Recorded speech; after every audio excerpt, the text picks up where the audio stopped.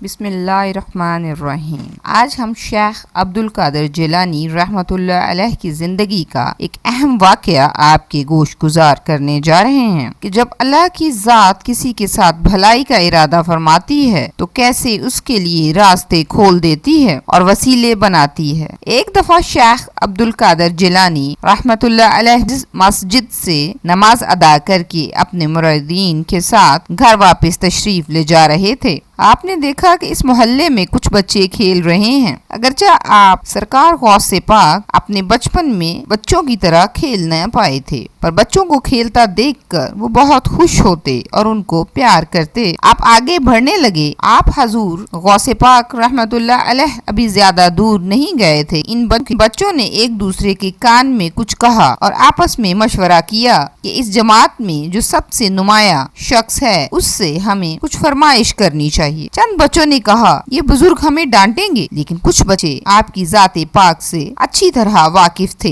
उन्होंने कहा, हम इस बुजुर्ग को बहुत अच्छी तरह जानते हैं, ये बहुत अच्छे हैं, ये हमें कुछ नहीं कहेंगे। चलो इनसे कुछ अपनी पसंद की चीज मंगवाते हैं जो बहुत मीठी और मजेदार हो। सब ने मिलकर फैसला किया कि जलेबी मंगवाई जाए। इनमें से एक बच्चा आपके पास गया और कहा, हजूरे वाला, आपसे एक बात करनी है। आपने फरमाया, फरजंद कहो जो कहना है। आपने बहुत प्यार से पूछा। इस बच्चे ने कहा, मेरा दिल कर रहा है मैं आपसे कुछ मांगूं। गौसे पाक रहमतुल्लाह अलैह ने फरमाया, कहो बेटा, मैं आपके लिए क्या कर सकता हूँ। बच्चे ने कहा, हजूर, मेरा दिल चाह रहा है कि आप मुझे फलां जलेबी वाले से जलेबी ला कर दें। मेरा दिल खाने को कर रहा है और मैं जानता हूँ कि मैं खुद भी वहाँ से ला सकता हूँ, लेकिन मेरी खेल की बारी आने वाली है और अगर मैं जलेबी लेने चला गया तो मेरी बारी चली जाएगी। गौसे पाक बगदाद के वली थे। आपके खादमीन आपके नौकर बनने को तरसते थे। उन्होंने कहा, हजूर, आप कहें तो हम इन बच्चों को जलेबी ला देते हैं, लेकिन आपने फरमाया कि नहीं, इन्होंने मुझसे मांगी है और मैं ही ला कर दूंगा। फिर आपने इस जलेबी वाले के पास गए। वो जलेबी वाला कुछ देर पहले बहुत उदास बैठा हुआ था। जब आप उसकी दुकान में गए तो वो खुशी से झूमने लगा। आपने उससे जलेबी खरीदी, उसने भी खुशी खुशी आपको जलेबी दी। वो जलेबी वाला 70 साल का था और मजबूरन उसको इस उम्र में काम करना पड़ रहा था। इसकी आंखों में आपको दुख नजर आ रहा था और उसकी आंखों में आंसू थे। इसने रोते हुए कहा,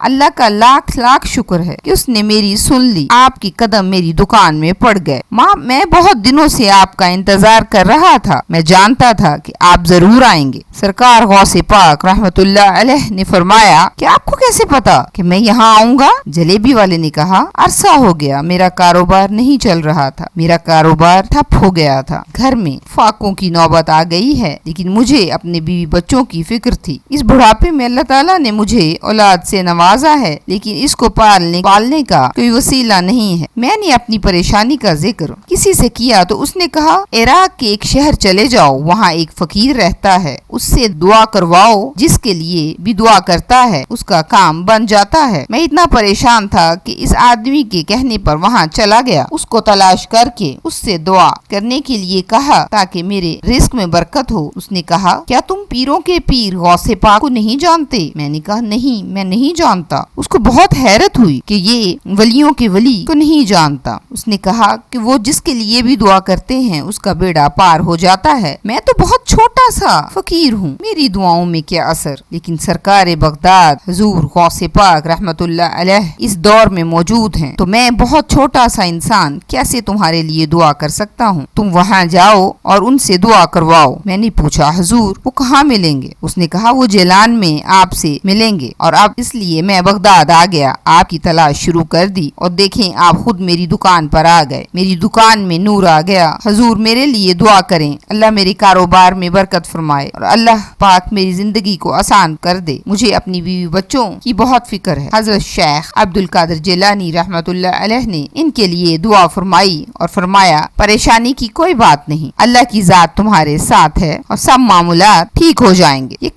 कहकर आप वहाँ से चले आए और जलेबी लाकर इस बच्चे को दी। हजरत वहाँ से जाने वाले थे कि एक बच्चा वहाँ आ गया और कहा, मुझे भी चाहिए। आपने इसको भी लाकर घर सब बच्चों को बारी बारी आपने जलेबी लाकर दी। आपके साथी इन चीजों को देख रहे थे और उनको इस बात पर गुस्सा आ रहा था कि बच्चे क्यों आपको तंग कर रहे हैं। उन्होंने कहा, हुजूरे वाला, अगर आप हुक्म दें तो हम इन ان کے لیے لے آتے ہیں۔ آپ نے فرمایا ان بچوں نے مجھ سے کہا ہے اس لیے میں ہی ان کو لا کر دوں گا۔ مرادین کو غصہ آ رہا تھا کہ بچے آپ کو تنگ کر رہے ہیں۔ آپ نے ہاتھ کے اشارے سے منع کر دیا۔ اللہ نے ہمیں جس مقصد کے لیے چنا ہے میں وہی کر رہا ہوں، تم لوگ اللہ کی حکمت کو نہیں سمجھ رہے۔ آپ نے ایک ایک بچے کو جلیبی لا کر وہ مزے مزے سے جلیبی کھانے لگے اور آپ کو دعائیں دینے لگے اور کہنے لگے جیسا کہ ہم نے آپ کے بارے میں سنا ہے آپ اس سے بھی زیادہ اچھے ہیں، ہم آپ سے بہت خوش ہیں۔ پیر غوث پاک بچوں کو اس طرح دیکھ کر مسکرانے لگے۔ اب نماز کا ٹائم ہو گیا تھا۔ آپ نے مرادین سے کہا چلو نماز پڑھیں۔ آپ نے نماز پڑھی۔ اسی طرح کئی دن گزر گئے۔ آپ کے مرادین آپ کے شاگرد تھے، وہ آپ کا کوئی عمل دیکھتے اور اگر ان کو اس کی سمجھ نہ آتی تو ان کے ذہنوں میں بہت سے سوالات پیدا ہوتے۔ سرکار غوث پاک اس بات کو سمجھتے تھے قدرت ان کے سب سوالات کے جواب دے گی اور قدرت ہی کی طرف سے ان کو بتا دیا جائے گا۔ اگر بچے جلیبی کی فرمائش کر رہے تھے اور خود غوث پاک بار بار ان کی بات مان رہے تھے تو اس میں بھی قدرت کی کوئی نہ کوئی حکمت موجود اور بہت جلد ان کو ان کے سوالات کے جواب مل جائیں گے۔ کچھ دنوں کے بعد وہ بوڑھا جلیبی والا بارگاہ غوث پاک میں حاضر ہوا اور اس کے سر پر ایک جلیبی کا ٹوکرا تھا۔ اس نے کہا آپ کی دعا سے میرا بگڑا ہوا کام بن گیا ہے، آپ کی دعا سے میری جلیبی بہت بکتی ہے، لوگ میری جلیبی کو سب سے زیادہ پسند کرتے ہیں اور کہتے ہیں یہ پورے شہر میں اس سے مزے کی جلیبی نہیں کھائی۔ سرکار آپ میرے پاس اتنا رزق ہے کہ میں بانٹنے پر مجبور ہوں، یہ جلیبی آپ بھی کھائیں اور اپنے ساتھیوں کو بھی دیں۔ آپ نے خود بھی تناول فرمائی اور دوسروں کو بھی کھلائی۔ اب سب پر اللہ کی حکمت واضح ہو گئی کہ بچوں نے جو جلیبی کی فرمائش کی وہ بھی اللہ کے حکم سے تھی اور بار بار جانا بھی اللہ کے حکم سے تھا۔ جب کسی کا مقدر بدلنے لگتا ہے تو قدرت خود وسیلہ بنا دیتی ہے۔ ہمیں اپنے یقین کو مضبوط رکھنا ہوگا کہ اللہ تعالیٰ ہی ہمارے سب کاموں کو سنوار سکتا ہے اور وہی ہر چیز پر مالک اور قادر ہے۔ ویڈیو کے اختتام پر آپ سے درخواست ہے کہ اس چینل کو لائک اور سبسکرائب کریں۔ Thank you.